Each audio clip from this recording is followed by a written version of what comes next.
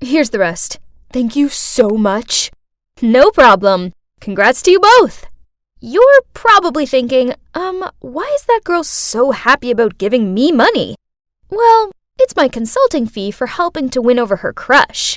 Yep, it all started about a month ago when, thanks to my amazing advice, my BFF Haley won over this hot boy, Luke.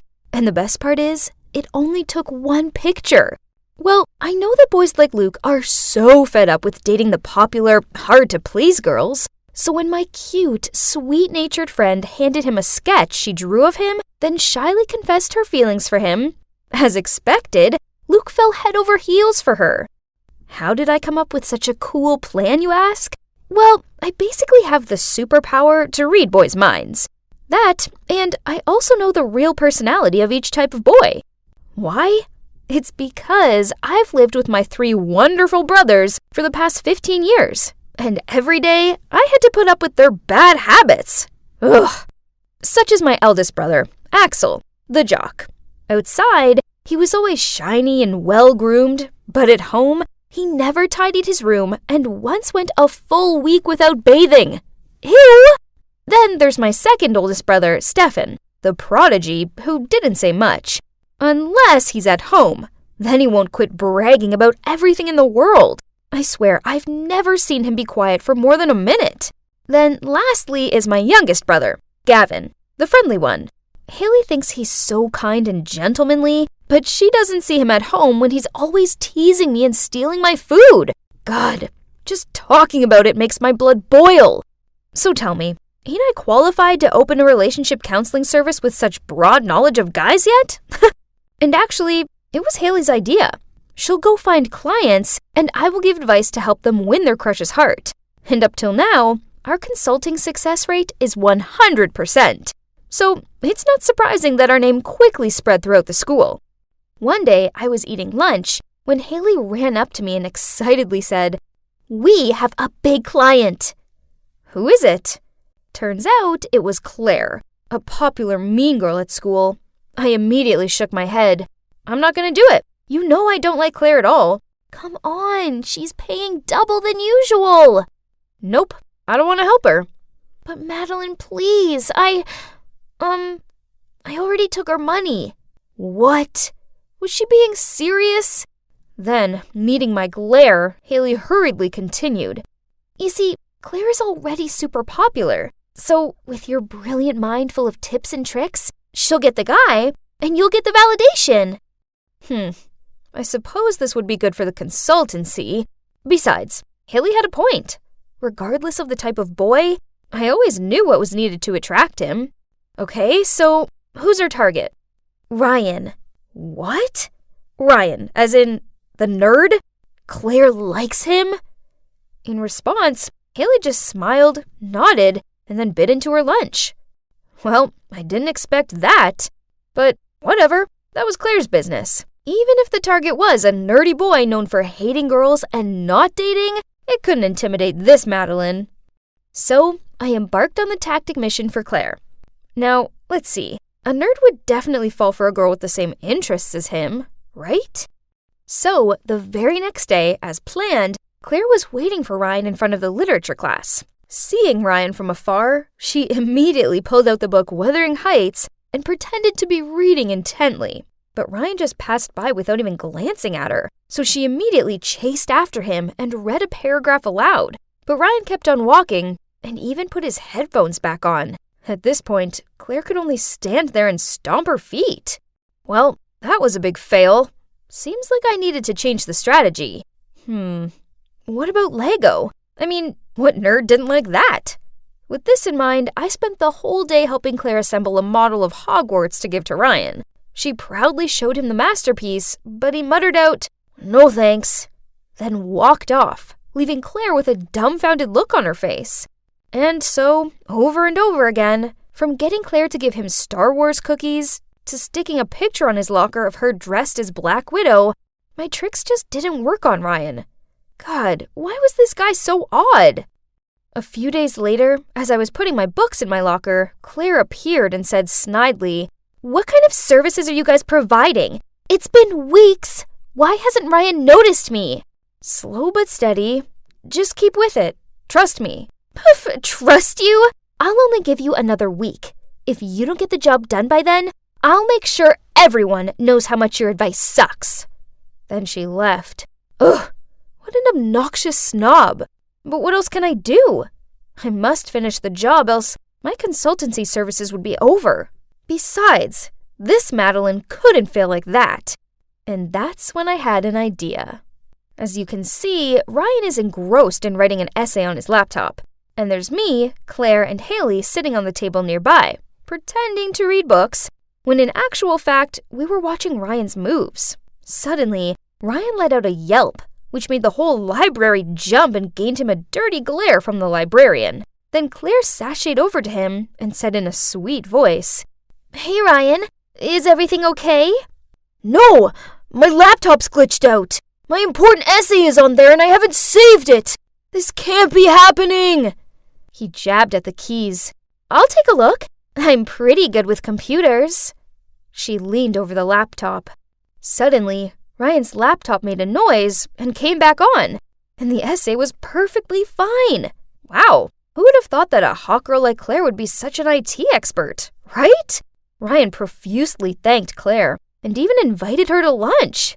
Aha! Success, finally! But hey, don't tell me you also believe that Claire knows that much about computers.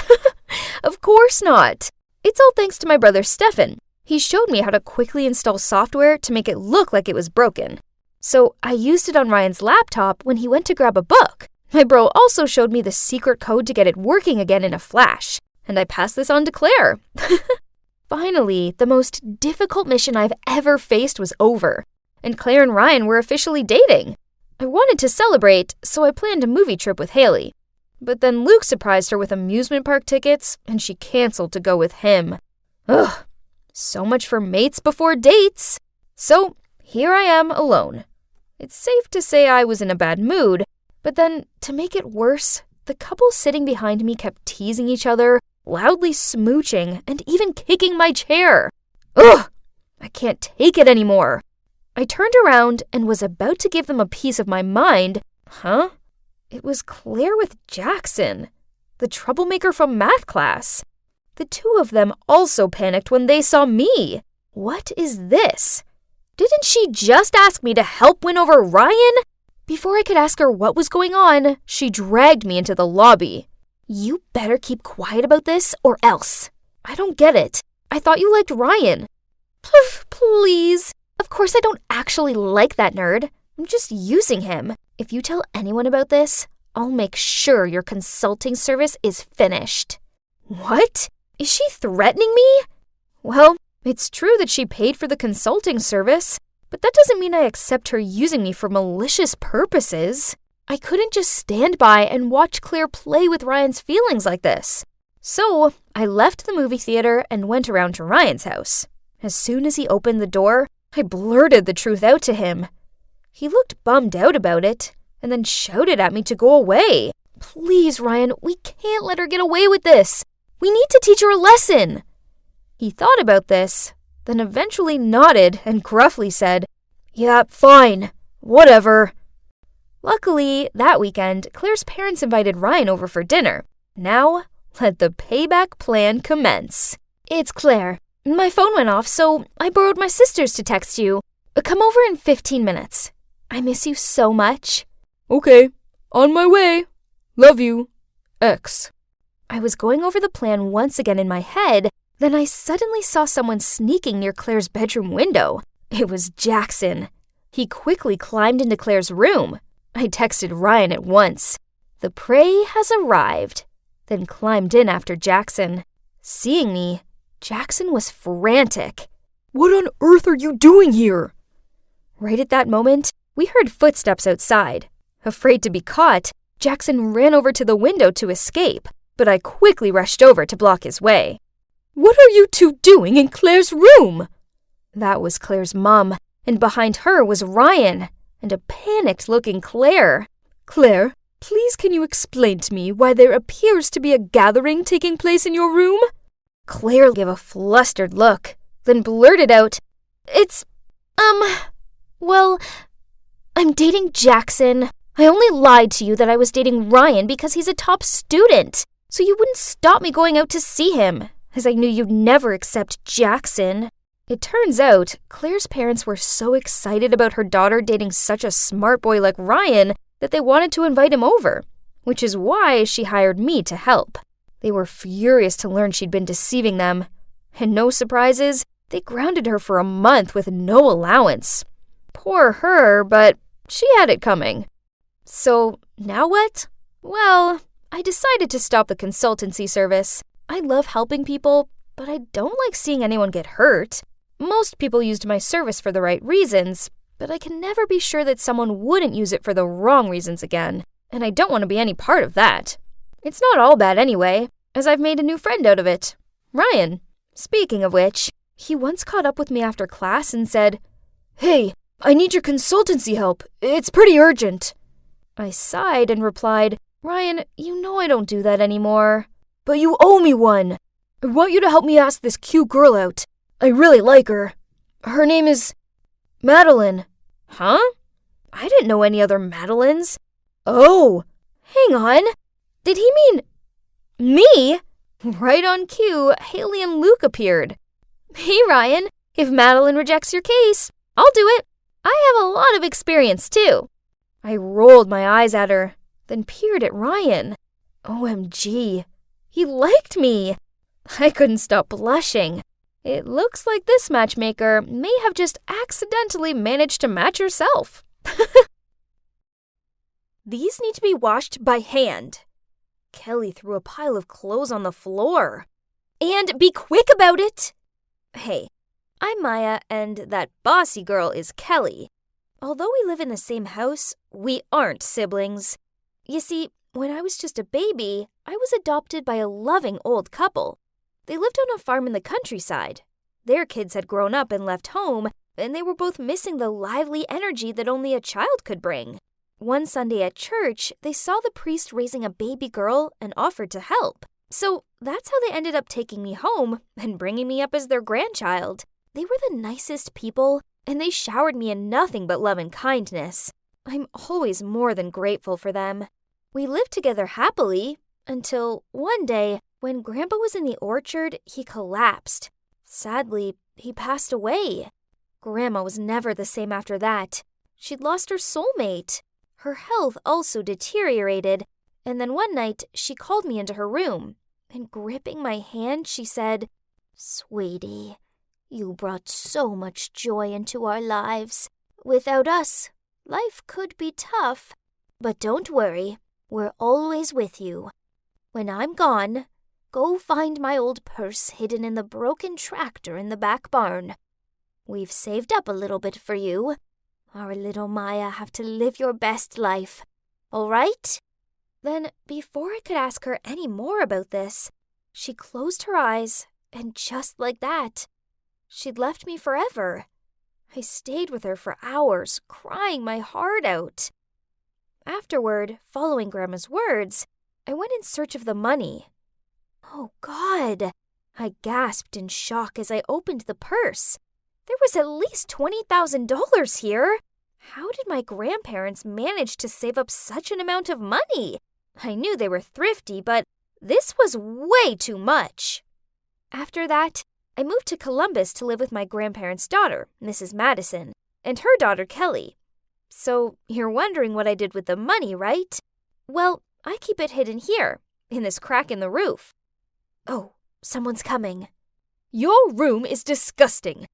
Anyway, Kelly and I are going out, so make sure you clean everywhere before we get back. I expect it to be spotless. I gave a weak nod and watched her totter away. This wasn't a new occurrence. Every day, they'd mess up the house, then force me to clean it. I know, I was basically the real-life Cinderella. But it's okay. As soon as I turned 18, I'm gonna leave this place anyway and start living my own life with my money.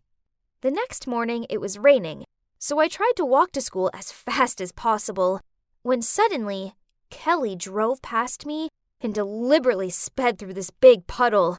Mud splattered all over me. Jeez, why is torturing me her favorite hobby? My shirt was filthy. and as I walked toward my locker, some girls laughed at me. One even sneered. The dirty look must be trendy in the countryside, but here it just looks tragic. Yeah, I've been in the city for almost a year now, but I still couldn't fit in. Maybe it's because I always wear the same worn-out clothes and borrow all my books from the library.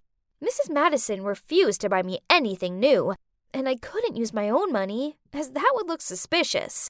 I couldn't even afford to go on the school picnic. I'd never be one of them. Then, during recess, the class monitor, Josie, informed everyone that prom was happening soon, and the dress code was formal. While all the other kids squealed and clapped excitedly, I lowered my head and sighed. I had nothing to wear to prom. Maya? Hearing my name broke me from my thoughts, and I realized it was Josie, and standing around her were some of the nice girls from class. You have to come to prom this time, please. You've never joined us in any other activities before. Don't worry, we will help you look spectacular. I gave an awkward smile and replied, Thanks, guys, but I can't expect you to do that.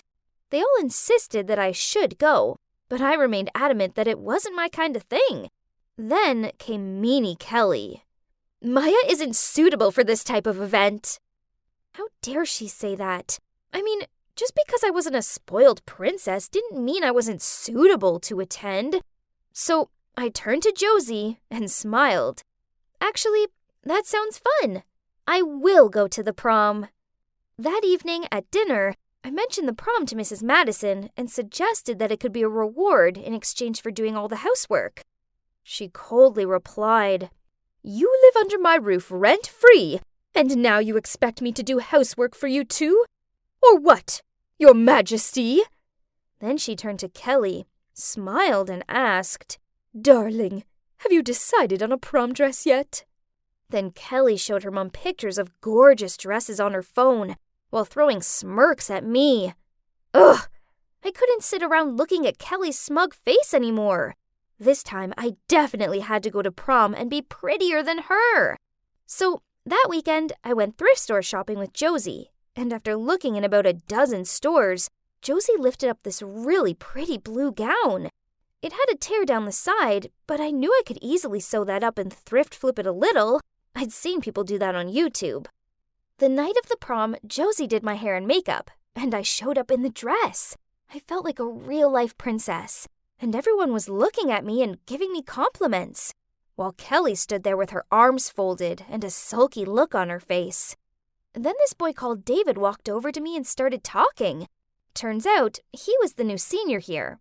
All the girls had their eyes on him, including Kelly, who walked over and tried offering him a drink, but he snubbed her and continued talking to me, leaving her standing there in silent anger before storming out of the prom. I had such a wonderful night with my new friends. I arrived home in a great mood and was happily singing to myself, but this instantly changed when I saw Kelly sitting there waiting for me. Such a thief! Now, don't tell me this fancy dress just fell down on you from the sky, Kelly shouted at me.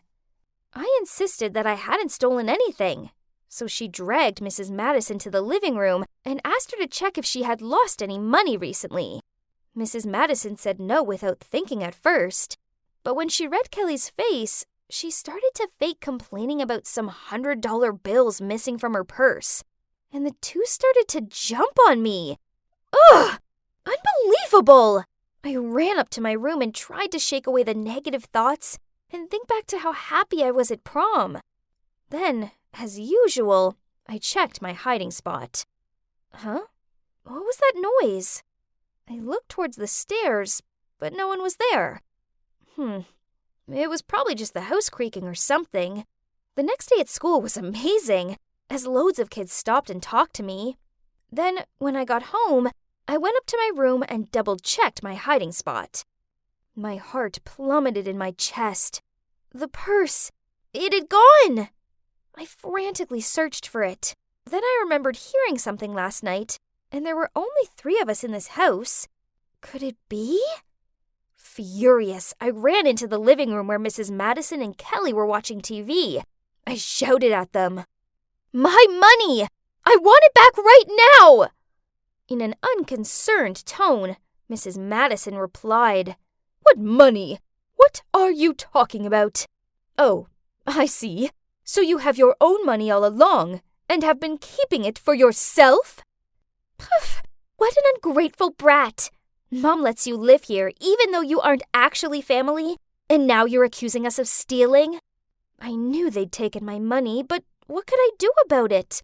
I had no choice but to go back to my room and cried as I looked at old photos of me with my grandparents.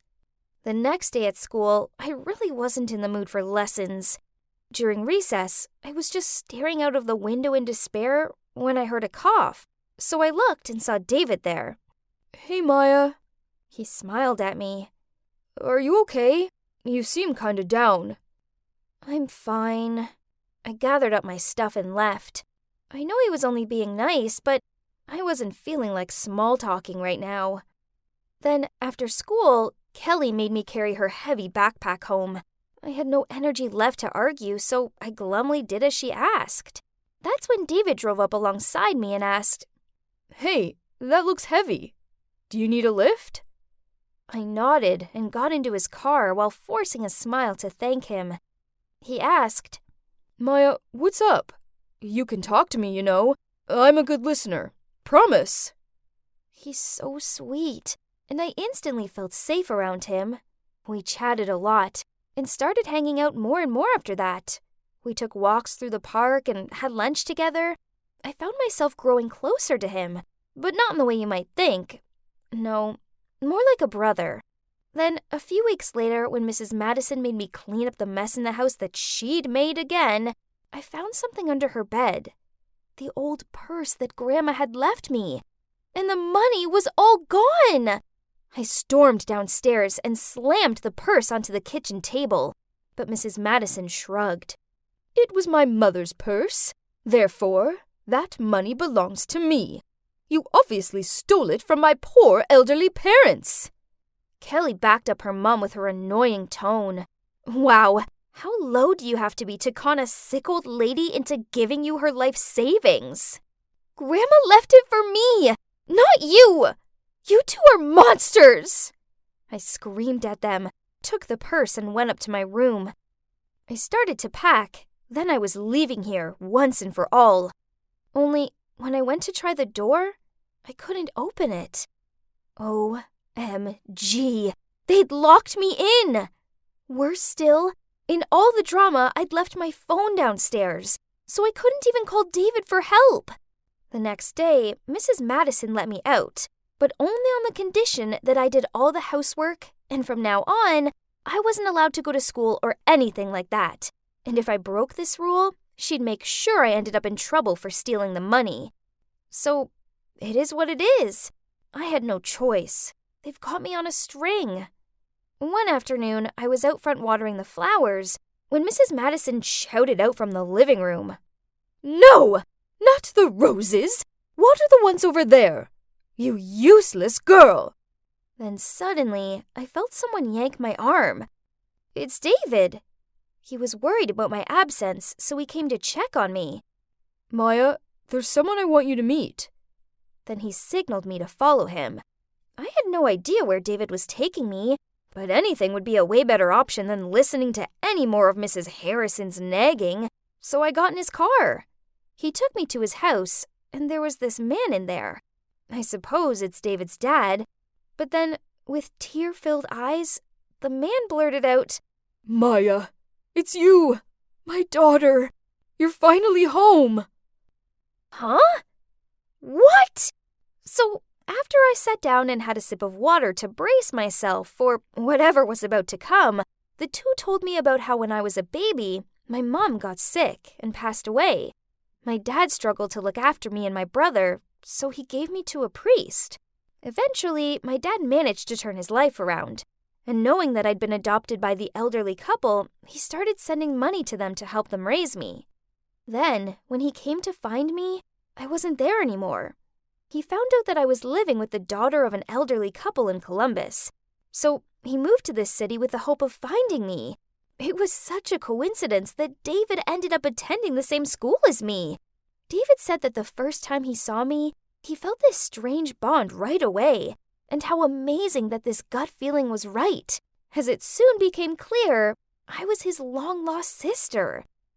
Wow, this was a lot to take in, but it was the greatest news ever! I left Mrs. Madison's house after that, of course, and moved in with my dad and brother. And for the first time since I'd lost my grandparents, I found myself feeling truly happy again. Now, you're probably wondering what became of Mrs. Madison and Kelly. Well, I was walking past their house the other day and saw a for sale sign in the yard.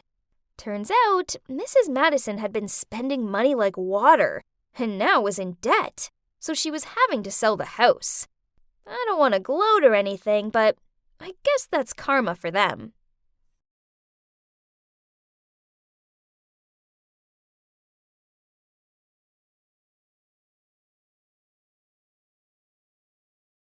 $98, $99, one more to go. And 200,000 followers! It looks like I'm making quite an impression on the world. Hey, you're looking at the hottest beauty and lifestyle influencer of Park Springs High School. Beauty and brains? I have both. It's not surprising, is it? Obviously, a girl like me gets loads of attention. Oh, there our nerdy Ben is, my #1 fanboy. He's always following me around school and offering to help me with, well, everything. I can't blame him. I mean, I'm basically his queen. Hey, Ben. I didn't see you at my locker as usual. Are you good? I'm out of money today, so... Wait, Ben, don't say it like that. People will think I mugged you or something. I never ask for those groceries or sundries. Yes, you don't. Sorry. Okay, so that was weird. Then things got even stranger when I overheard Christine telling her friends that after being exposed, an anonymous IG singer's followers had skyrocketed to a whopping 500,000. But the thing was, she went to school here. She's that nobody in bio class, Stella. Stella hurried past me into class, followed by a flock of people trying to take her pic and asking her to sing. Blah, blah, blah. Some of the boys even offered to take her home after class. Poof! Please! What were they thinking? Ugh! She could play the fragile and confused act on these losers, but she didn't fool me. The dropped book scenario was so overrated. But, why was Ben rushing to pick it up? What a traitor! Ben? Where's my homework? He couldn't even come up with a better excuse than, I went out last night. This was baloney. I just heard him offer to help Stella with her homework. And guess what? This girl, still with her Little Miss shy facade up, told Ben that she could do her own essay. Ugh. Did she think she was Beyoncé or what? Acting all high and thinking she's the beacon of the universe? I was furious. So she wanted a taste of fame, huh? Let's just say, as a senior in this field, having experienced its downside, it was time I taught her some manners. After that, I made sure she became the main topic of every single talk in school.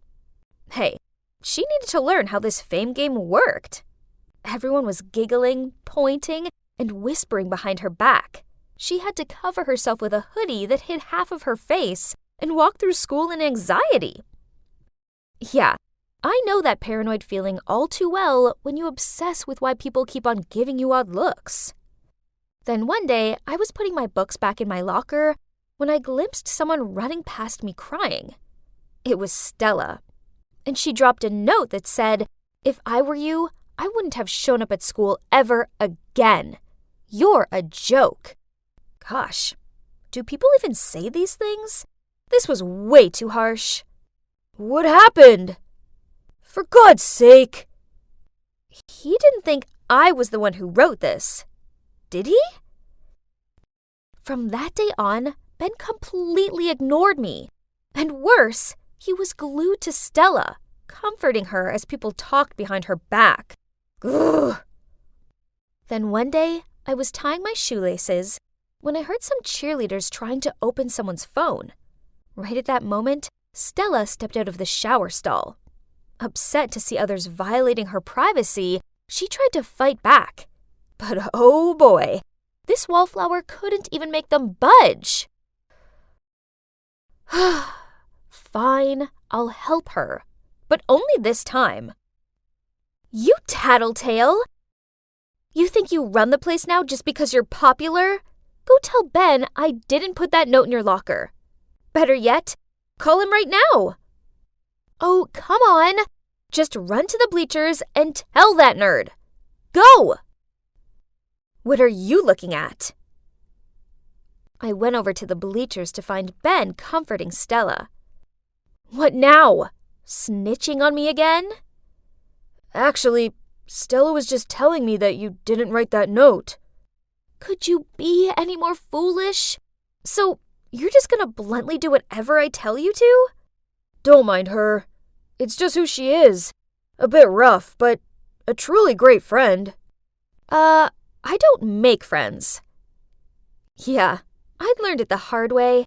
Back in my early days on Instagram, the only friend I trusted posted a video of me changing in the school's shower stall. I still had my tea inside my shirt, but that taught me a cruel lesson about friendships and fame. When you're famous, people will always want something from you. You can't trust anyone at all. You hear me? Stella! Who's that? Liam, Stella's friend from the music club. They look good together, don't they? What? Are you jealous of him or something? For that silly chick? Ben didn't say anything, but just blankly stared at them. Huh? He never looked at me like that anymore. Now I was no longer the Instagram queen. That meant I was no longer his queen. It was true there was no one I could trust. A few days later, there was a big football match. We were going up against our rival school for the final, and Stella was singing the national anthem. Even the mayor and a local TV station showed up for it. Crazy! Ben was part of the AV team, so when some dude told me Ben wanted to talk to me, I went to the AV room to find him. What did he want to talk about? Hopefully not something to do with Stella. Ugh! But as I got there, no one was around. Huh? Right at that moment, the screen showed Stella stepping up to the podium preparing to sing. But instead of the soothing melody, a string of strange, distorted sounds came out of her mic. What was going on? What are you doing here? Ashley! He pushed me aside and hurriedly fixed the sound system. And just a minute later, things were back to normal and Stella could restart the song. Ben gave me an accusing look, then dragged me behind the bleachers, where we met up with Stella and Liam. Then Ben told her I'd messed with her mic. Ugh! How could he think I was capable of something like that? Meanwhile, this Liam guy stepped in, saying it could have been a technical error. Yeah, whatever. I went to leave, but Liam caught up with me. Weird. Weren't he and Stella having a thing? He immediately denied it, saying they were just acquaintances from music club. But I've been wanting to get closer to you for a while. You're the true Instagram queen, not Stella. Whoa, this guy was a top-class jerk. Just a minute ago, he had his hands wrapped around Stella, and now he was trying to leech onto me. He even started leaning in to kiss me on the cheek. Quickly, I dodged it as I met Stella's gloomy look from behind. Yikes. It was time to get out of here. I didn't sleep so well. Ugh. All this stress was bad for my skin. So I was groggily making my way along the school corridor when Stella stormed up to me. It was you, wasn't it? You were so mean to me, threatening to delete my IG account because you were so jealous Ben had left you for me. Now it's really gone, and it's all your fault. What are you talking about? I had nothing to do with your stupid account. Yeah, I gossiped about you to mess with you a bit, but that was all. And you think I did it too? Excuse me? Did he just ignore me? And there Ben was, my so-called friend who turned his back at me right at the moment I needed him the most. And I'd never threatened to delete her account. Why did she make it up? Was she that jealous of me and Liam yesterday? What's this? An unexpected message from Liam said, "Hey Ashley, don't worry, sweetie. I've got your back. What do you say we meet at 8 p.m. in the park?" Ugh, this shameless, two-faced jerk. What was he up to this time? So after class, I slid a note into Stella's locker, pretending to be from Liam, saying, "I have a surprise for you. See you at 8 p.m. in the park." I arrived on time to find Liam already waiting. He kept putting on this simping act like he was madly in love with me or something. "I can help you prove everything, and I only ask for one tiny favor, that you'll be my girlfriend." You can do that? But how? Well, you can just simply put the blame on someone else. Let's say, Ben? Oh, honey, you don't have to do anything. Just come to me and let your man handle it. Ugh, this guy made me want to barf. But I still had to play it cool so I could figure out what this dude had up his sleeves. Sounds interesting, but I want to know more. How are you going to carry out your master plan? Honey, I've already got all the pieces of evidence in my hands. You mean? That's right. I was the one who deleted Stella's IG account, and I know a way to blame it on someone else. You did what? Ashley, I let my jealousy blind me. So when I saw him flirting with you right in front of me, I just lost it. At least you're not the only fool around here. He played both of us. And for the record, he's so not my type. Your type? Let me guess. Someone like Ben? He's such an idiot. He'd never realize I have feelings for him. But you're more of his type than I am. Besides, the way he just abandoned me when I needed him the most. Ashley, I didn't mean to hurt you like that. What? You've been there the entire time? Yeah, I've heard it all, including the part about how you have feelings for me. Look, it's not what you think. I'm not into Stella that way. The thing is, I saw her singing at a coffee shop and realized right away she's my favorite anonymous singer on Instagram, so I sort of revealed her identity online. One thing led to another. I felt so guilty I just stayed by Stella's side and accidentally pushed you away. And it's not that I don't trust you. After you left, I tried to convince everyone you didn't do it, but they didn't believe me. Then Stella showed me the note in her locker of Liam asking her out, and I recognized your handwriting. I got worried, so... So, you didn't turn on me? Yeah, I know you can seem cold sometimes, but deep down you have a good heart. So, turns out that Stella going viral meant some local lounge singer had lost a lot of gigs, so she hired Liam to delete Stella's account for good. This guy was no joke. The note, the cheerleaders, the mic accident...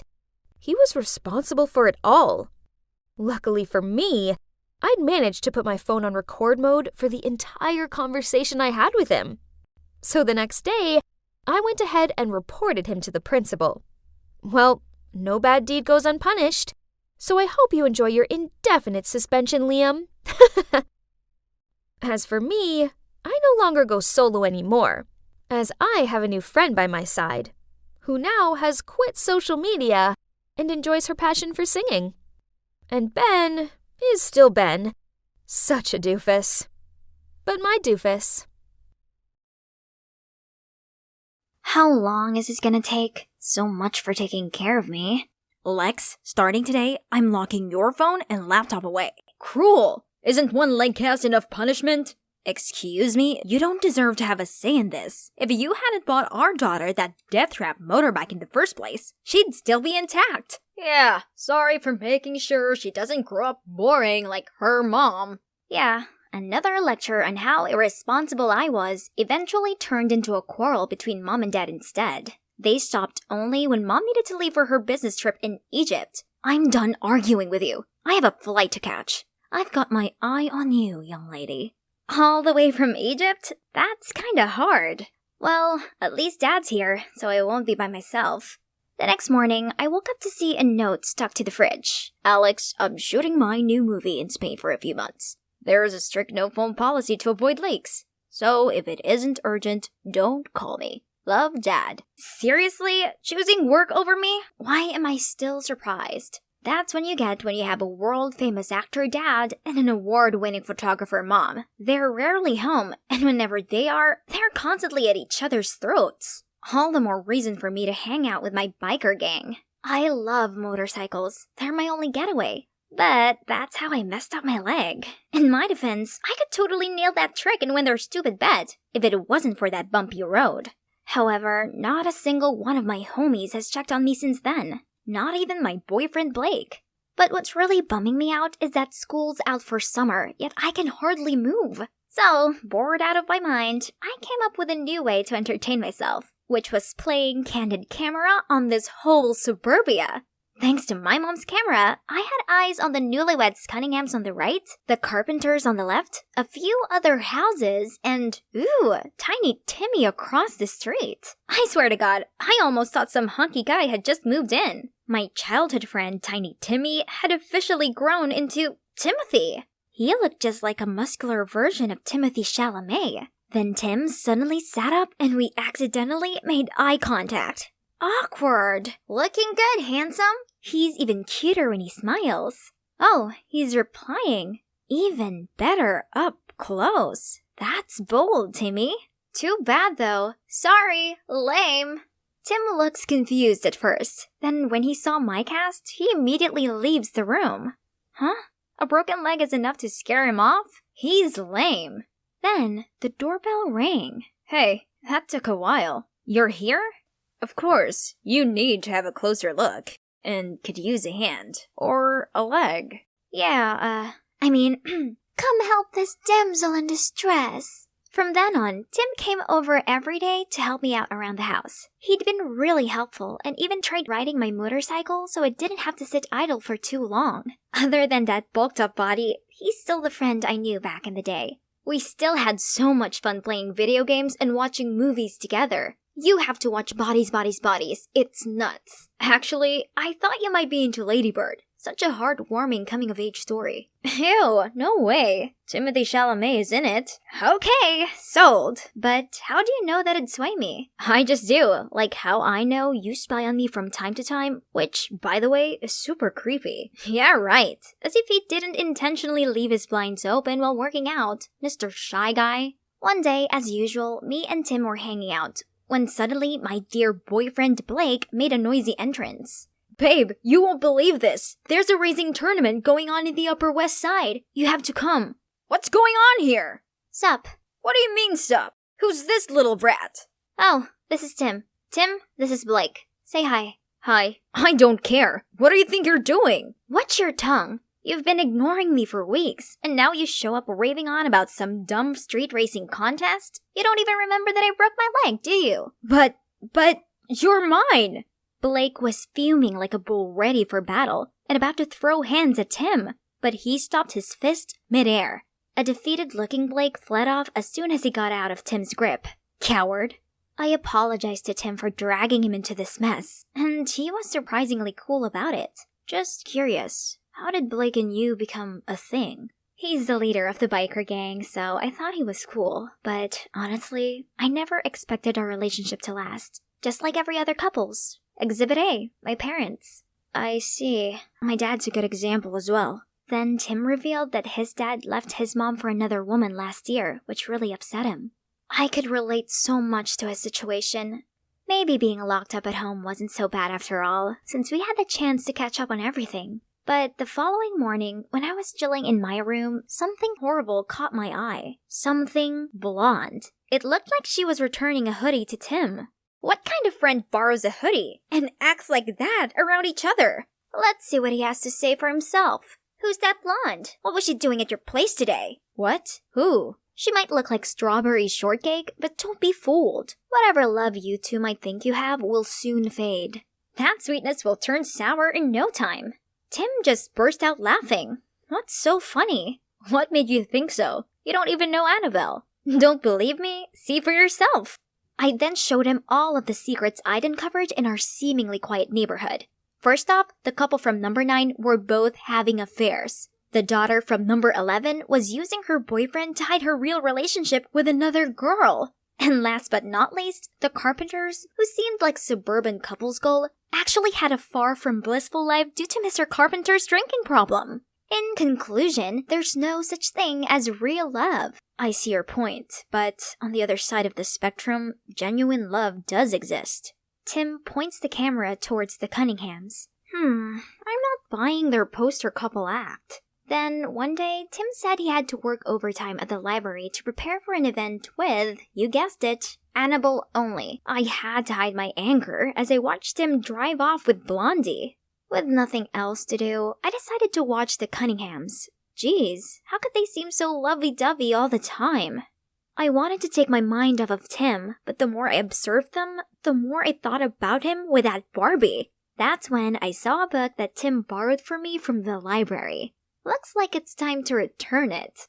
I Ubered there, but there are many people here as well. Why did Tim say that the two of them would be here alone?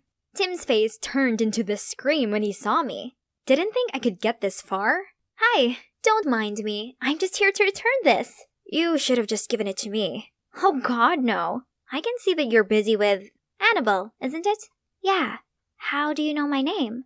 Oh, let's see. You remind me of that creepy doll who's also an absolute nightmare. Tim then immediately dragged me away. See? He's caring for me, not you, Annie.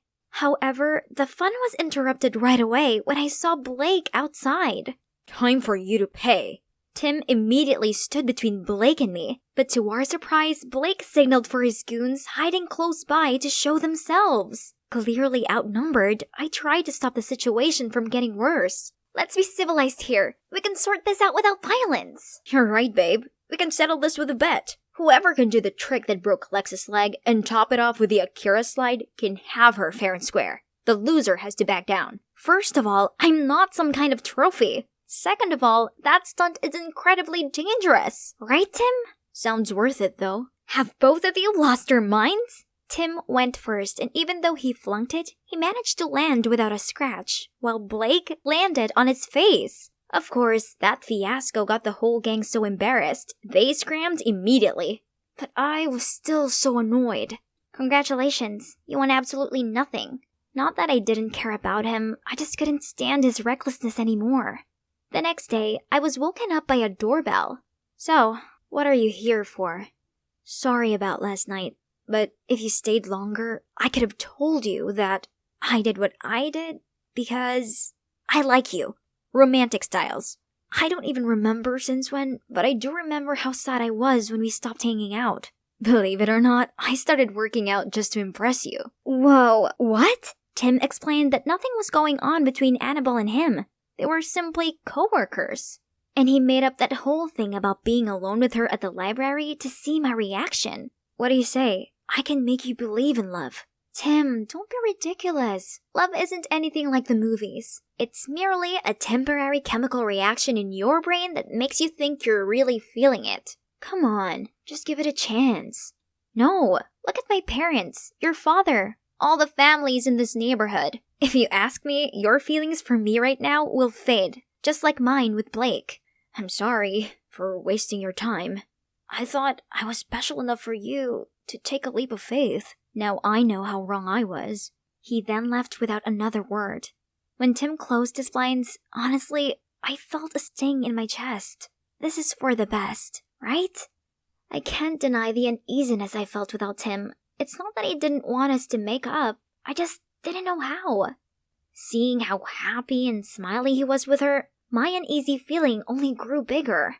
Is this what they call love? No. It's not real. Happy-looking families are not actually happy, and the Cunninghams are just good at faking it. What's that I'm hearing? Are they fighting? I saw the husband suddenly punch the wall with rage, then push the wife. I no longer had eyes on them, but could hear a huge commotion over there. What on earth is going on? Panicked, I called the cops right away. Wait a second, that means their happy marriage really was fake. I excitedly limped across the street to tell Tim about my discovery, then dragged him over to the Cunningham's front lawn. However, when the cops arrived, both of them answered the door perfectly fine. Turns out they already knew about my spying, and were so annoyed by it, they decided to pull a prank on me. Great, my curious neighbors have also witnessed this whole humiliating ordeal. But the worst part was seeing the disappointment on Tim's face. You have to stop being so stubborn. Not every family is like yours. I couldn't say a word, not even when the cops gave me a warning. That night, I tossed and turned as Tim's words wiggled around my mind. Suddenly, something caught my attention. It's from Tim's house. Some flashlights were moving around. I tried calling Tim, but he didn't answer. Of course, he'd be in deep sleep by now. Calling the cops was useless because of that very recent embarrassing incident. That's it. I'm doing it myself. Out there on Tim's front lawn, my heart was beating like crazy. Thieves! Thieves! The startled thieves turned around, so I blared the air horn, then shouted, "Freeze! Stay where you are! Hands over your heads!"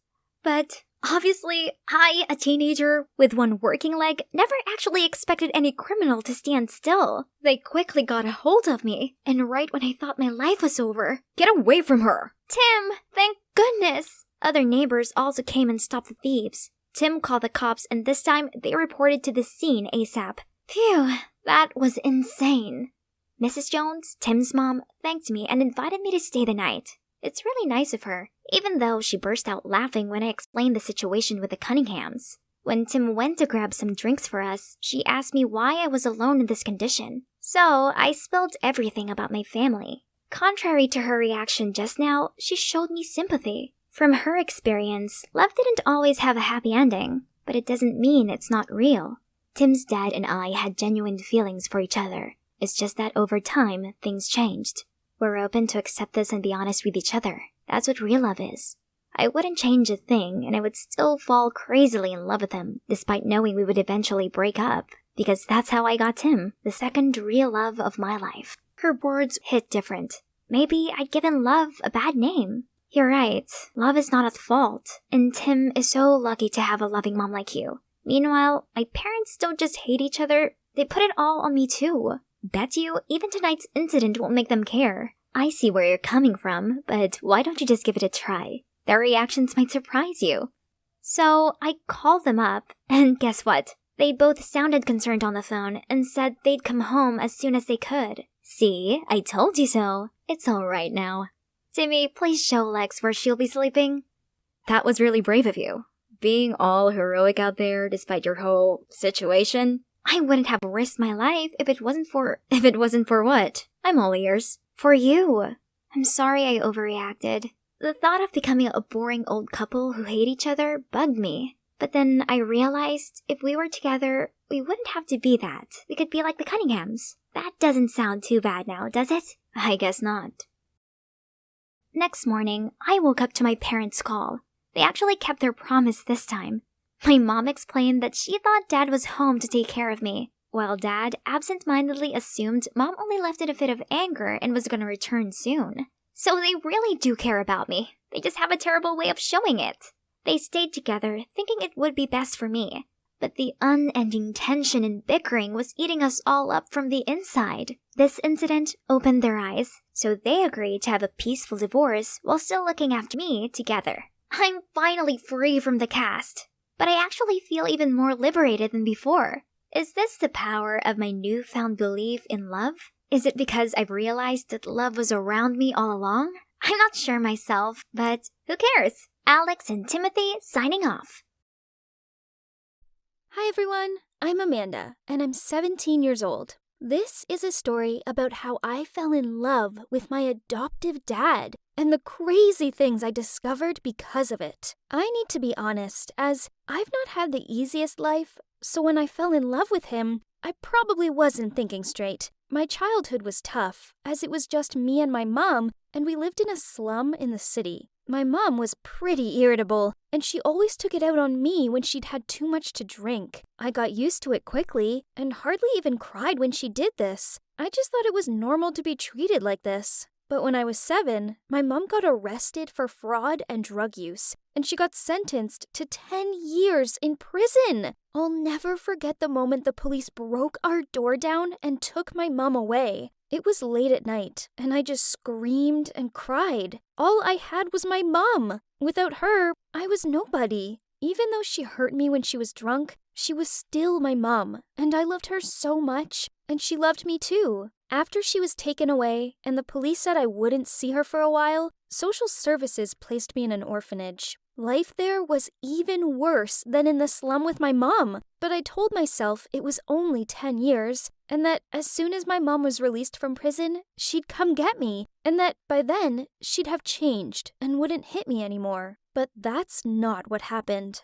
After 1 year, an old couple came to adopt me. They'd been trying to have a baby for years with no luck. I thought maybe this was my chance to finally have a loving home. They cried with happiness when they saw me, but the minute we got back to their house, everything went downhill. They were both quite old and strict, and immediately sat me down and went over their set of rules. It was torture. Anytime I did one thing wrong, like accidentally breaking a glass or spilling some soy sauce on the table, they'd punish me by starving me for the whole day, until I almost fainted. After 3 months of this, they took me back to the orphanage and complained that I was a spoiled little brat with no manners. To be honest though, I was relieved. They were old and grumpy, and we clearly weren't well suited. Years passed by, and when I was 12, I was adopted by another family who ran a small restaurant. I stupidly thought it would be better this time, and at first it was. But pretty soon, they started making me help out in the restaurant, doing all their chores and even the housework at home. I very quickly realized they'd basically just adopted me so I could be their maid. But there was one nice thing about this family, their son. His name was Jose, and he was 2 years older than me. Unlike his parents, he was actually super kind. He would often steal food from me from the kitchen and even helped me finish the chores. But one time, his mom saw Jose helping me and thought I'd forced him into it. She was so angry at me, she took me straight back to the orphanage. I couldn't believe it. After 4 years, they just sent me back. After those 2 disastrous attempts at being adopted, I thought I'd never find a family who actually wanted me. I pretty much gave up all hope and resigned myself to the fact that I just have to endure the orphanage life until my mom got let out of prison. But then, one day, a man named James came to the orphanage to volunteer, and that's when my life changed. He looked quite young, around 40 or so, and he had a kind smile. Often, I'd catch him looking at me, and it made me feel quite shy. No one had ever paid me attention like this before, not even my mom. Then one day, the women who worked at the orphanage took me aside and told me that James wanted to adopt me. I told them I wasn't interested, and then I went to my room. Honestly, I was sick and tired of these foster families who just used me. I didn't want to go through that again. The next day, I was sitting on the swing in the garden of the orphanage when James came over. I got up off the swing and was about to leave when he asked if we could sit and talk a little bit. I was really hesitant, but he had such a kind face, and I felt bad being rude. He then showed me a photo of a woman and a child, and I couldn't believe how much the child looked like me when I was younger. He told me that they were his wife and his daughter, but that they had died in a car accident 8 months ago, and that he still couldn't get over the loss. So he'd been coming to the orphanage to volunteer, and now he felt ready to adopt someone. Then he looked at me and said, "As soon as I saw you, Amanda, I knew you were the one I wanted to adopt." I didn't know what to say. I felt so sorry for him, and I knew what it felt like to experience loss. So I told him I'd be happy if he wanted to adopt me. He was so excited, and the very next day, he came to pick me up and take me to my new home. I was quite nervous, but as soon as I saw how cozy the house was, covered in family photos and with a nice bedroom for me, I knew I'd made the right decision. James was the perfect adoptive dad. He was polite and kind and always listened to me. He didn't make me do chores, and he didn't create a strict set of rules for me to follow. With him, I could just be myself, and for the first time in years, I was happy. He made me laugh so much. Finally, life was good. But there was just one little problem. You see, I was a teenage girl, and the more time I spent with James, the more I started to think I liked him in a way that wasn't appropriate for a relationship between an adoptive dad and his daughter. One night, he was getting out of the shower, and he'd left the door open. I saw him standing there, wearing a towel around his waist, and I couldn't take my eyes off him. I knew it was wrong to be looking, but I just couldn't stop. Then one day, he was doing some gardening, and he hurt his back. I offered to give him a massage, and he was so grateful. As I rubbed his back with oil, he said to me, "Oh, Amanda, your hands are so soft. I haven't felt so comfortable in a long time." I was glad he couldn't see my face because I was blushing like crazy. Afterwards, he offered to give me a foot massage, but I said no because I didn't think I'd be able to handle it. I liked him so much, and that night, I went to bed wondering if he liked me too. And then one night, he asked if he could read me a bedtime story. Even though I was 16, he said he'd always read to his daughter and he missed it. So I said sure he could. And then, you won't believe it, he fell asleep next to me, in my bed. I barely slept a wink that night. I just watched him as he slept and had to stop myself from reaching out to stroke his hair. I so badly wanted to tell him how I felt. But for now, this was enough. Just being close to him and getting to have a peaceful life together. Little did I know that our peace was about to be disrupted. A woman moved in next door to us. Her name was Rosa, and she was seriously gorgeous. After she'd unpacked, we went over to say hi, and straight away, I regretted it. She immediately started flirting with James, even reaching out and stroking his arm as she said, "Oh my, look at those muscles. I'll need your help setting up my kitchen, if you don't mind." James just laughed and said he'd be happy to help. As we walked away, I looked back and saw Rosa checking out James, and I knew she was going to be trouble. And sure enough, after that first meeting, she kept popping up. The next day, she asked James to help her fix a light bulb, and then a few days later, she came over with a plate of muffins to thank him. She never really spoke to me. She only had eyes for James, and I didn't like it one bit. Was she trying to steal him from me? The more she hung around, the more jealous I became. Everything had been perfect until she turned up, and now I was so scared James would fall for her and I'd be all alone again. My feelings were becoming so intense, so I decided there was only one thing for it. I had to tell him how I felt. I was pretty sure he had feelings for me too. I had to act quick before Rosa made a move.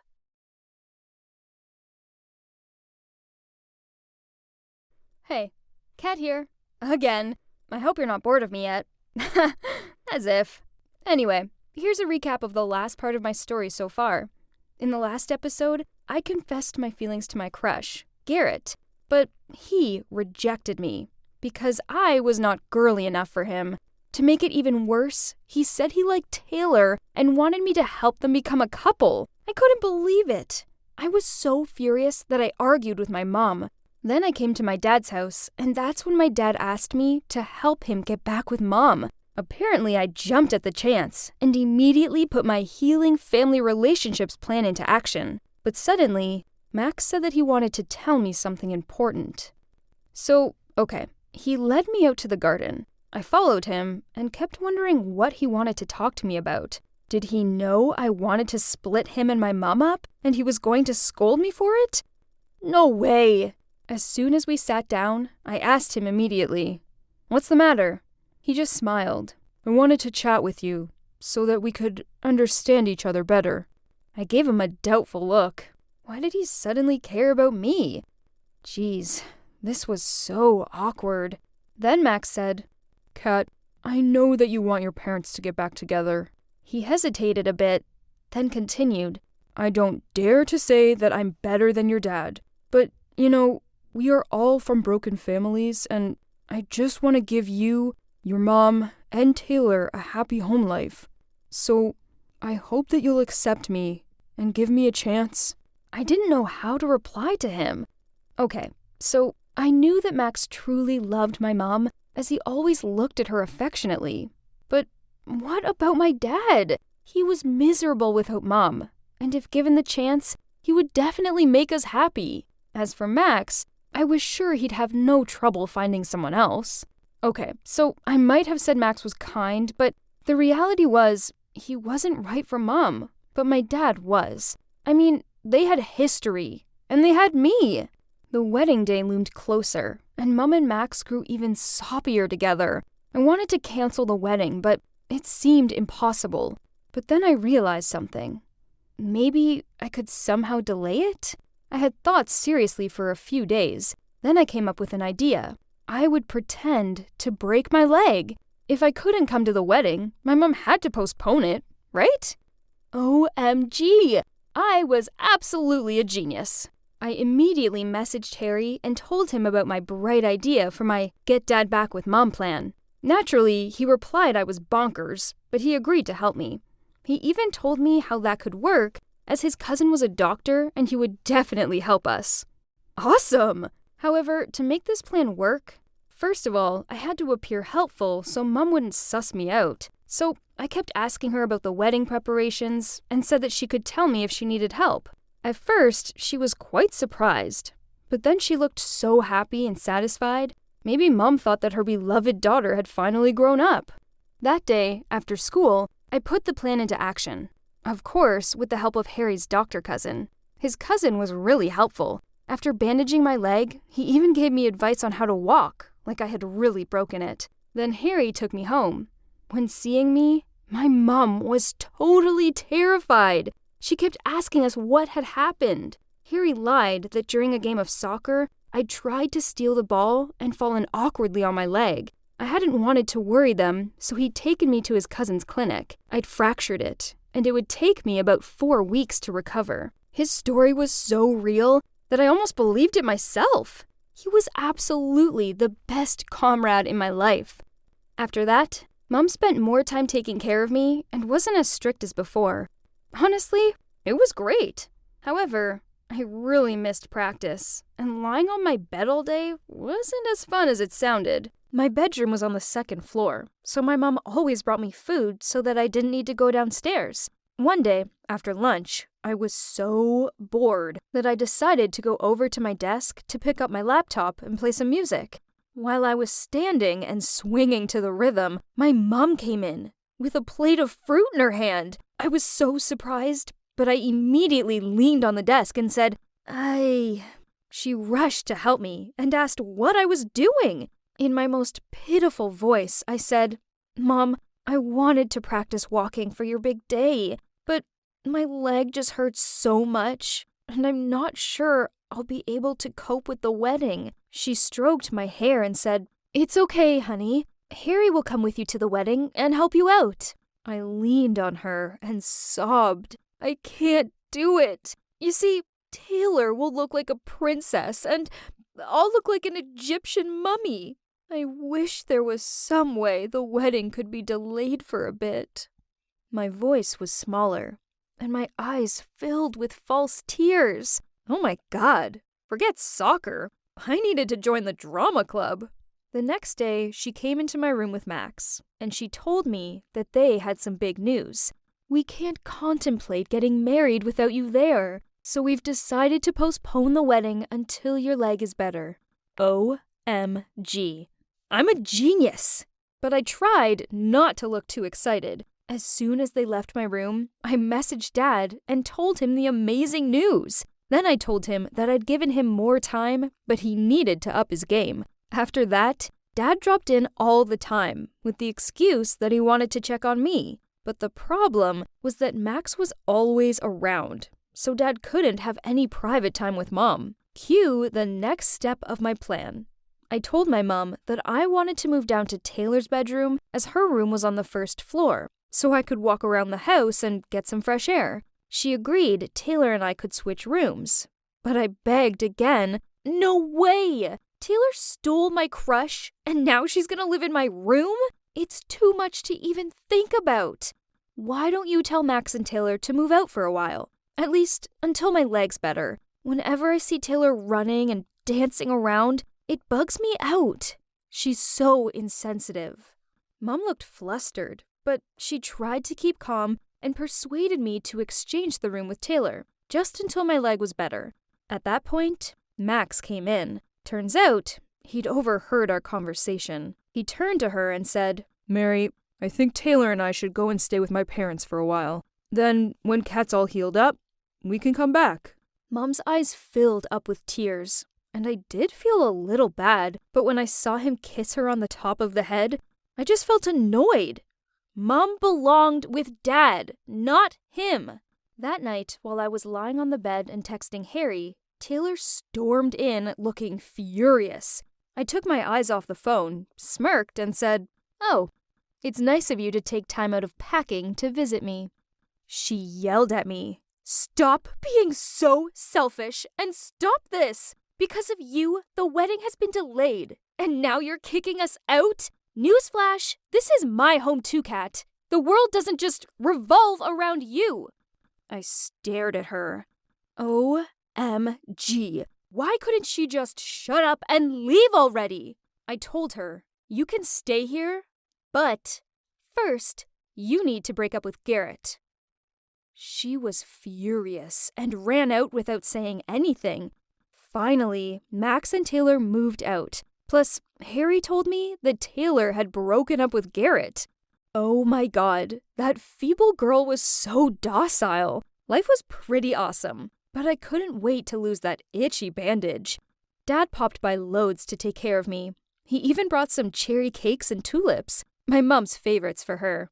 I felt like after all these storms, my family were finally reunited. Then, after a whole agonizing month, it was time for the bandage to go.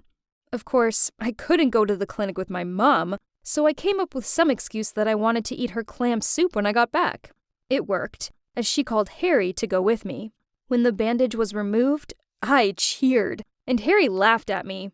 "I hope it was worth it, Kat," he said. It totally was. I winked at him. I arrived home expecting Mom to greet me excitedly, but she wasn't in the kitchen. I heard voices coming from upstairs, so I stealthily put my ear against the door and heard Mom's voice. "We're over, Satya! How can you beg for me back after what you did?" Then I heard Dad reply, "I'm so sorry. It was all my fault. I should never have forced you to have an abortion just because the baby was a girl. But you know the pressures of having a son in India. Moreover, then there were your complications. You had one chance at having a baby. That's why I thought holding out for a son would be better. But that was the past. I've changed now. I love you and our daughter, and I just want to take care of you both." "Oh, please. You only support Kat dressing like a boy because you want her to be a boy. Please, stop bothering us and leave us alone." What? Turns out, Dad had never truly supported me. He just wanted to have a son? He was the one who didn't want me to exist in the world. All along, he was the villain, not Mom. I felt disgusted. I slumped in front of the door and couldn't believe what I was hearing. It felt like my whole life had been one big stinking lie. Everything was like a dream, until one morning Will and the other villagers had to go harvest the crop, and I stayed home to help with some chores. While I was hanging the cloves, I got all shook up by a familiar voice. "What do you think you're doing, Mia?" Mom? Why are you here? I should be the one asking that question. Guard, take the princess away, now! The two guards immediately followed Mom's orders. Each took one side of my arms and led me away. Are we playing Interpol and the Wanted or what? Get off of me! I can walk by myself. I moved forward but couldn't help turning around a few times to look at Wellspring Village before I got out of sight. I didn't even have a chance to say goodbye to anyone in the village. She meant she didn't get to see Will off. Nah, you idiot. She meant she didn't get to kiss him goodbye. Mwah, mwah. Shut up, you two. Right then, Grace and Liam turned to look at me, extremely worried. Don't look at me like that. I was just talking to the moon, you know. I meant to myself. The queen interrupted me. Don't you think I deserve some explanation for your ignorant act, Mia? Before I could say anything, Liam came to my defense. Your Majesty, please don't be mad at the princess. I'm also at fault. I wasn't asking you! I felt grateful but also sorry for Liam. He had helped me cover up my outings, yet got dragged into all this mess. Mom, how can you call it a charity program when all you do is get dressed up, have lavish parties, and take pictures? I was just trying to help my people. Real help. So if anyone was acting ignorant, it was not me. Your Royal Highness, the princess did not mean that. She meant... You even dared to speak for the princess? Speak for yourself. I trusted you with the princess's safety, and you dared to go against my order and let her out. You're fired, Grace. No, you can't do that. Grace has nothing to do with this. It was me. That's enough, Mia. It's time you grow up and learn to be a true princess. I have decided to move up your engagement ceremony with the Duke. Within the following week, you better behave yourself. What? No way, Mom! No matter how hard I tried to call her back, she didn't turn around. Aren't you gonna do something about it? You and I have to stop this stupid marriage. I don't know. What do you mean you don't know? We don't have feelings for each other. Mia, you and I both know we cannot go against the royals' rules. Plus, I wasn't about to say this, but affection can be built up with time. Yeah, you're right. You shouldn't have said that. Then I stormed off. When I walked past Grace, her frozen face and teary eyes hurt me even more. The next couple of days, the guards followed me 24/7. Are you gonna go in with me or what? I'm sorry, Your Highness. I'll wait outside. Another time, feeling extremely bored, I took a stroll around the palace. Why are you following me from behind like that? Am I your prisoner? Pardon me, Your Highness. Then he swiftly walked in front of me, leading the way. How dare you walk in front of me? Are you the king? I'm sorry. So he slowed down and walked side to side with me. Hey, you are not my friend to be walking next to me like that. Your Royal Highness, I'm not allowed to walk behind you, in front of you, or next to you. Please tell me where it should be then. Ugh, can't he just figure it out himself? I walked off, leaving him wailing behind. How embarrassing. Your Highness! Of course, this time I knew that there was no way I could escape the palace. Having no one or no place to turn to, I could only seek solace from Dad. Every day I went to his room, talked or read a book to him. I missed all the fondest memories of us two traveling and having fun together. That was during Halloween when I was 10. Dad and I dressed up as Anna and Elsa without telling anyone and showed up in front of someone's house. Trick or treat! King Daniel? No, wrong house, sorry. Turned out the man was a reporter, so he instantly recognized Dad. Gosh, that time was so hilarious, I thought I peed my pants while running. But those happy, carefree days were long gone. Even though I knew Dad was in a deep sleep, I still poured my heart out, telling him everything that had happened. Learned to be a true princess. Every Friday, the whole village would gather around a bonfire to tell him that I was about to be married to someone that I had no feelings for. I miss you so much. Please wake up and put an end to all this. I can't even talk to Mom anymore. Then, I found myself sobbing next to Dad. The next couple days, I couldn't help thinking about Will and the villagers. Does he know I'm about to get married? Just then, I heard some maids talking at the corner. Have you heard about the crazy guy trying to break into the palace? Yeah, he tried to disguise himself as a food supplier, then as a garbage truck driver, and even risked hiding himself in the fish reefer just to get inside the walls. I suddenly felt a thump in my chest. What does he look like? Do you know his name? I don't know his name, Your Highness. He's quite tall and has dark hair. It gotta be Will. I wonder if he's okay. One night I was with Dad, reading for him as usual. I must have dozed off there and been taken back to my room, as I found myself woken up in my bed, hearing all the noisy altercations downstairs. I stepped out to the balcony to see what was going on there, and I couldn't believe my eyes. There he was, being taken away by the royal guards. What is he doing here? I immediately went to find the queen. What's going on, Mom? Why are the guards taking Will away? He has quite some nerve to break into the palace asking to meet the princess. Please let him go, Mom. Don't you think he needs a lesson or two? If he doesn't leave here safe and sound, you will not have me for the wedding with Liam tomorrow. Are you threatening me? How dare you? There's nothing I wouldn't do. Saying that, I left. I never went this far, but that's the only way I could protect Will. I returned to my room when everything was quiet again. Suddenly, I felt a hand on my shoulder and almost screamed out loud. Grace! Shh! Why are you here? How did you get in here? Oh God, I missed you so much. Are you doing okay these days? I got in while the guards took Will away. And I'm fine, Your Highness. You saw Will too? Is he fine? Did he get hurt somewhere? Will is fine. Don't you worry. And actually, I'm here to take you to meet up with Will. We have a plan to help you escape the engagement ceremony tomorrow. Then, Grace gave me a truck driver uniform and I quickly got changed. I hopped on the truck and Grace drove it to the gate. That was when we got stopped by the guards. Stop there. Who are you and where are you going? Did I see you come in? We're supplying food for the wedding tomorrow. We have been here since this morning. The guard gave me a look as I felt my heart pounding in my chest before he finally let us go. Phew! Out of the palace, Grace immediately drove us across the forest at a speed faster than the Flash driving the truck. Slow down, Grace! But she didn't reply to me. Instead, she accelerated. I held onto the car as my heart almost jumped out of my chest, and we finally made a stop. As I got out of the car, I realized we were standing by a rocky cliff. Didn't you say we were meeting up with Will? Why are we here? It looked kind of scary. But as I turned around, Grace was right behind me. Grace, what are you doing? I lied to you. There was no arrangement between Will and I, just us two here. But why? Stop, you're making me scared. Why can't you see it? We're in love. Who? You and Will? No, the Duke who will be engaged to you by tomorrow. We're together. That sounds nice. I mean, you and Liam together? But since when? We met and knew each other before, but we only developed feelings for each other recently when we spent time together at the lodge. But then you stole him from me. Suddenly, Grace lunged to push me to the end of the cliff. No. You know Liam and I. We both don't want this marriage. Before I could finish, Grace broke down crying. I knew that. I know you don't want him either. But Liam and we talked about it and he said there was no way we could be together. As I gave up royalty and I'm just a commoner now. And worse, it seemed like Liam was going along with the royal order and accepted this marriage. I don't know what to do anymore. I've never seen this side of her. To me, Grace had always been the toughest, most responsible bodyguard who protected me through everything. But she's just a girl after all. I gave her a warm hug and felt tears streaming down my face as well. The next morning, everyone gathered to witness the moment Liam and I became an official item. But right when Liam was about to put the ring on my finger, I immediately took my hand back.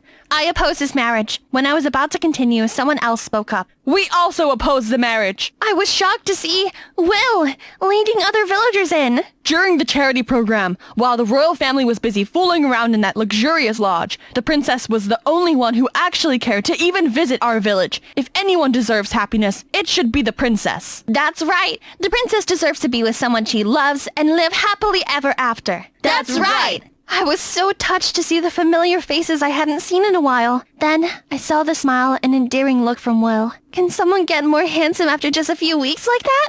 Liam suddenly spoke up. I oppose this marriage because I'm in love with someone else. Grace, I used to be a coward for not standing up against the royal's order. I thought I wanted to pay back the king for helping my father in the past. But the princess and everyone here made me realize I only had one life to live and I can't afford to hurt anyone. Not Grace, not the princess either. The crowd fell into chaos, and I could feel the queen boiling up. Right then, a stern voice came, silencing everyone. This morning, the princess was up very early, went to find me and cried her heart out, disrupting my sleep. So, I had to wake up to announce this marriage is off. Instead, the princess is allowed to be with whoever her heart desires. No words could describe the burst of happiness I was feeling as I lunged to hug Dad. But that wasn't it. Dad also decided to make Will the baronet of his village to oversee developments from now on. You two have my blessings, and could return to Wellspring Village from today. Hand in hand, Will and I ran out of there, amidst the loudest cheers from all Wellspring villagers and other wedding guests. With the king's approval, I returned to the palace and packed my things to leave. I saw the queen on my way out, but she just turned away coldly without saying anything. Guess some things never change. When everything was ready, Marcus suddenly came to find me. Your Highness, the queen actually loves and cares about you a lot. Is that so? She didn't even bother to see me off. There's something about the queen I think you ought to know. Marcus and I went to the garden for a private chat when Marcus shared the untold truth about my mom. She was actually a commoner when she married to Dad, right after the marriage, even though she had become the queen. The royal family never showed her the respect she deserved. That was why the queen always tried her best to act royal and cover any traces of her humble background. You might think she's always been too strict, too controlling to you, but deep down the queen just wants you to fit in and never be looked down upon like she was. Seeing me deep in thought, Marcus continued. Please understand, it was just her love for you. She's a mother, after all, who happened to be a queen as well.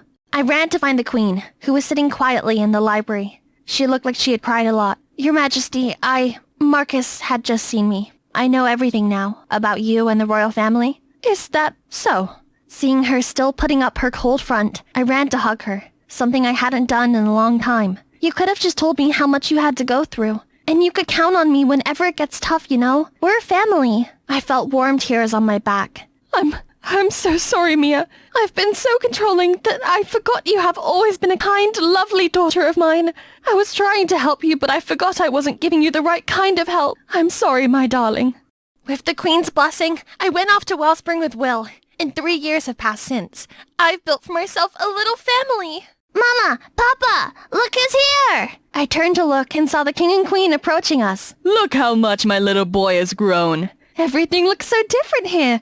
I almost didn't recognize this place anymore. All thanks to the princess for bringing lots of agriculture specialists in here. Our crops have been better than ever, and we have more than enough food for everyone. Now we are trading with other towns, too. That's right. We also have drinking water now, and men are coming back to help build the village as well. Well, my little Mia has become a great princess, huh? It's not me. It's a blessing from you both, Your Majesty. Hi everyone, I'm Amanda, and I'm 17 years old.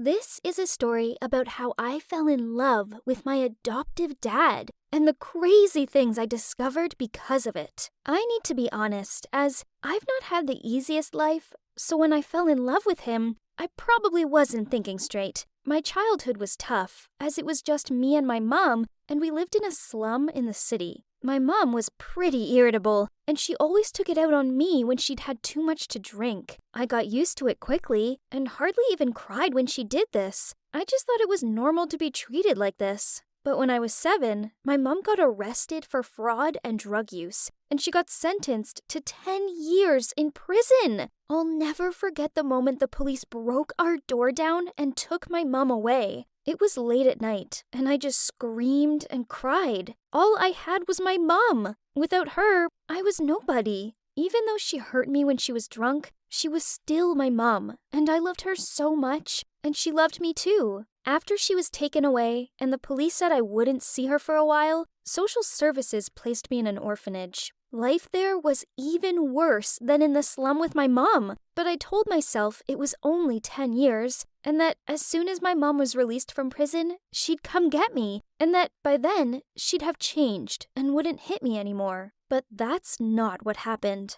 After 1 year, an old couple came to adopt me. They'd been trying to have a baby for years with no luck. I thought maybe this was my chance to finally have a loving home. They cried with happiness when they saw me. But the minute we got back to their house, everything went downhill. They were both quite old and strict, and immediately sat me down and went over their set of rules. It was torture. Anytime I did one thing wrong, like accidentally breaking a glass or spilling some soy sauce on the table, they'd punish me by starving me for the whole day, until I almost fainted. After 3 months of this, they took me back to the orphanage and complained that I was a spoiled little brat with no manners. To be honest though, I was relieved. They were old and grumpy, and we clearly weren't well suited. Years passed by, and when I was 12, I was adopted by another family who ran a small restaurant. I stupidly thought it would be better this time, and at first it was. But pretty soon, they started making me help out in the restaurant, doing all their chores and even the housework at home. I very quickly realized they'd basically just adopted me so I could be their maid. But there was one nice thing about this family, their son. His name was Jose, and he was 2 years older than me. Unlike his parents, he was actually super kind. He would often steal food from me from the kitchen and even helped me finish the chores. But one time, his mom saw Jose helping me and thought I'd forced him into it. She was so angry at me, she took me straight back to the orphanage. I couldn't believe it. After 4 years, they just sent me back. After those 2 disastrous attempts at being adopted, I thought I'd never find a family who actually wanted me. I pretty much gave up all hope and resigned myself to the fact that I just have to endure the orphanage life until my mom got let out of prison. But then, one day, a man named James came to the orphanage to volunteer, and that's when my life changed. He looked quite young, around 40 or so, and he had a kind smile. Often, I'd catch him looking at me, and it made me feel quite shy. No one had ever paid me attention like this before, not even my mom. Then one day, the woman who worked at the orphanage took me aside and told me that James wanted to adopt me.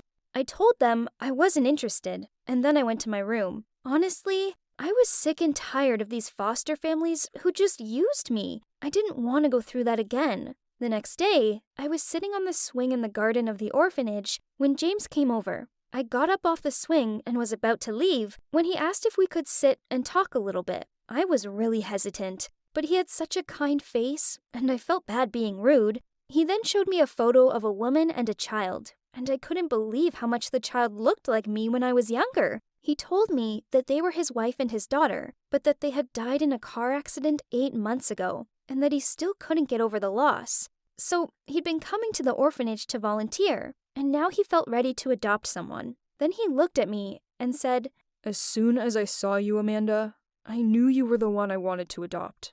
I didn't know what to say. I felt so sorry for him, and I knew what it felt like to experience loss. So I told him I'd be happy if he wanted to adopt me. He was so excited, and the very next day, he came to pick me up and take me to my new home. I was quite nervous, but as soon as I saw how cozy the house was, covered in family photos, and with a nice bedroom for me, I knew I'd made the right decision. James was the perfect adoptive dad. He was polite and kind and always listened to me. He didn't make me do chores, and he didn't create a strict set of rules for me to follow. With him, I could just be myself, and for the first time in years, I was happy. He made me laugh so much. Finally, life was good. But there was just one little problem. You see, I was a teenage girl, and the more time I spent with James, the more I started to think I liked him in a way that wasn't appropriate for a relationship between an adoptive dad and his daughter. One night, he was getting out of the shower, and he'd left the door open. I saw him standing there, wearing a towel around his waist, and I couldn't take my eyes off him.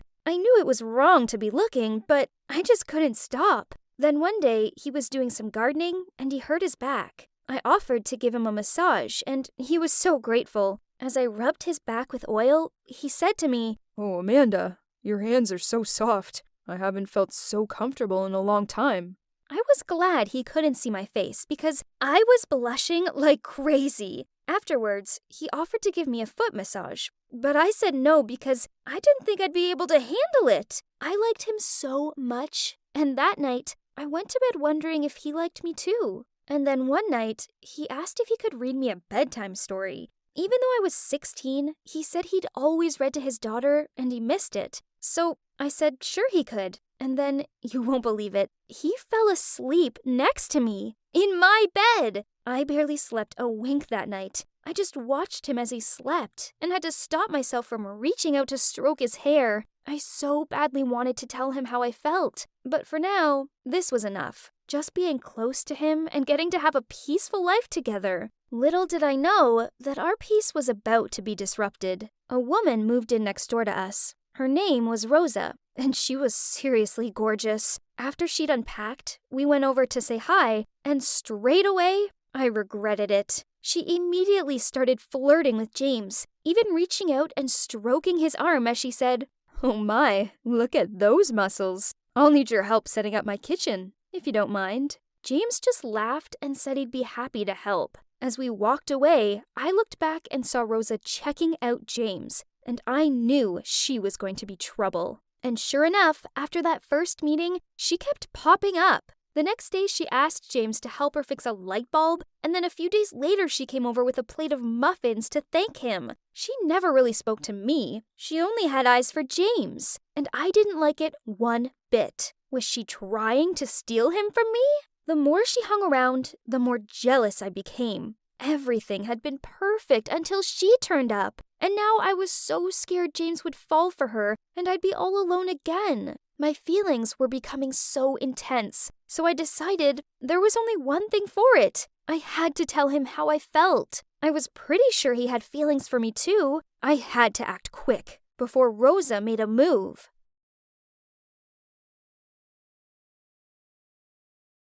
Hi, I'm Diane, and I'm 20 years old.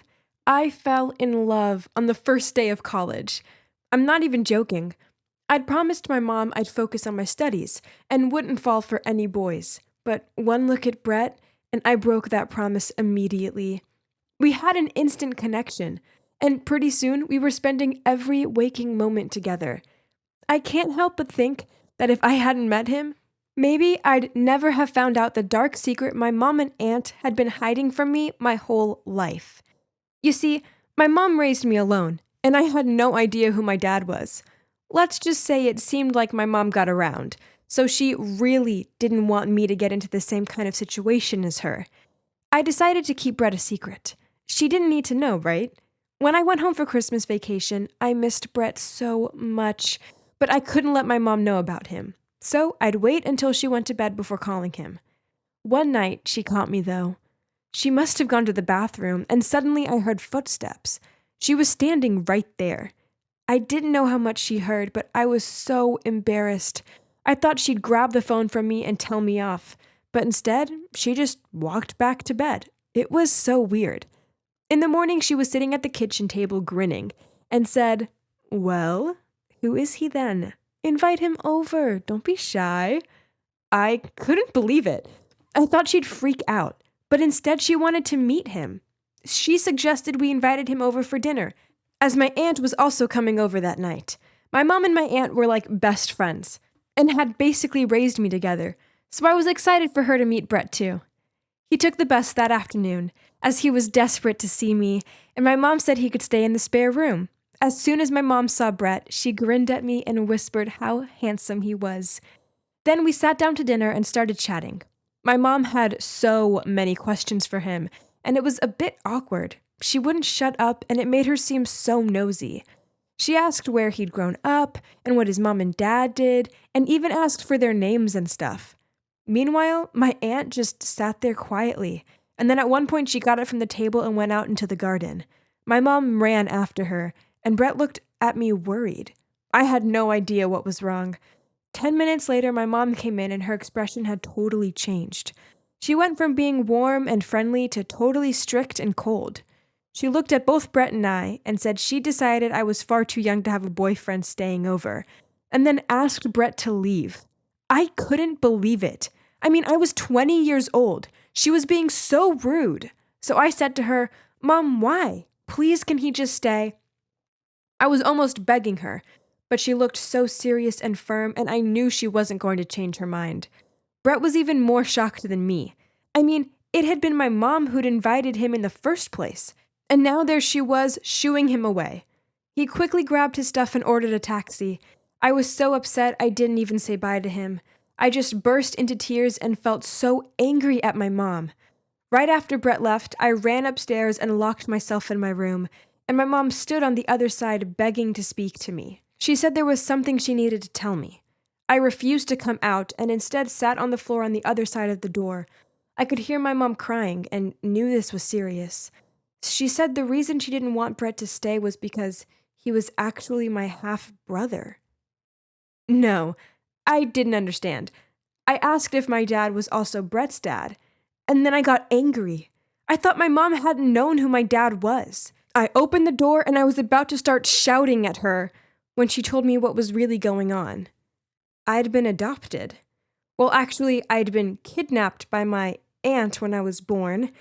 It's a long, shocking story, but basically my biological parents were this rich couple, but they were struggling to get pregnant. My biological mom had a best friend called Ashley, who she told everything to, but Ashley secretly had a crush on my dad. She seduced my dad until one night they slept together, and Ashley ended up getting pregnant. My dad was so happy and promised Ashley he'd help raise the baby, but that he couldn't divorce my mom.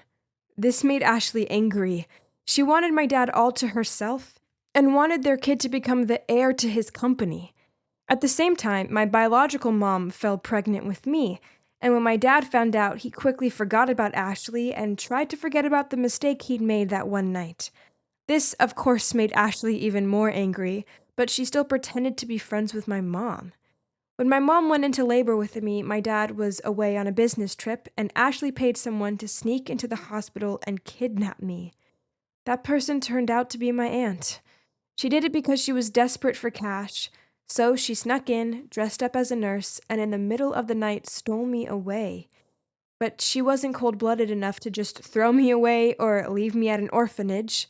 So she took me to her sister's place and told her that she'd found me abandoned on the street. Her sister, who had never wanted to get married but had always wanted to be a mom, was so happy and decided to raise me. But then a few days later, it was all over the news, a missing baby.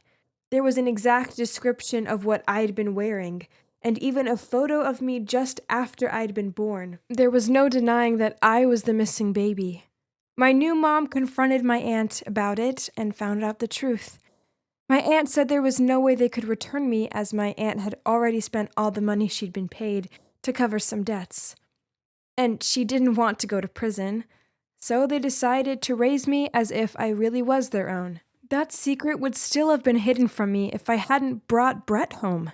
My mom was so shocked that I'd brought my dad and Ashley's son into her home and introduced him to her as my boyfriend. As my mom told me all of this, I just sat there frozen. This was absolutely unbelievable. I felt sick. They'd lied to me all these years, and even worse, my boyfriend was actually my half-brother. My whole life was one big mess. "I hate you, Mom, and I hate you too," I said to my aunt. "You helped that evil monster Ashley get what she wanted, and now you've ruined my life and taken away my family." My mom reached out to hug me, but I didn't want her near me. We both just sat there crying. She tried to calm me down and get me to relax. Then she sighed and said, "I'm sorry. I'm truly sorry. Your whole life I've been trying to make it up to you. I thought my love for you would be enough. As for Ashley, well, I heard she didn't get what she wanted in the end." "Wait, why? I don't understand." "But she successfully kidnapped me, right?" I wiped my tears and looked at her. "Yes, sweetie, but her main goal was to become your dad's wife. But that obviously didn't happen." Then she continued, "After my aunt had kidnapped me, Ashley had given birth to Brett, and was so happy thinking that my parents no longer had a baby, and that my dad would now leave my mom and go live with her. But that's not what happened. Yes, their dear daughter was taken away, but my dad still stayed with my mom and loved her even more. My dad didn't get together with Ashley, but apparently my dad had still been helping raise Brett until now. There's definitely no bad blood between them because I've heard Brett talk about his dad quite a lot. Now there was only one thing for it. I had to find my biological parents and find out the rest of the story. They deserved to know I was alive. But now, what would I do about Brett? I'd have to break up with him somehow.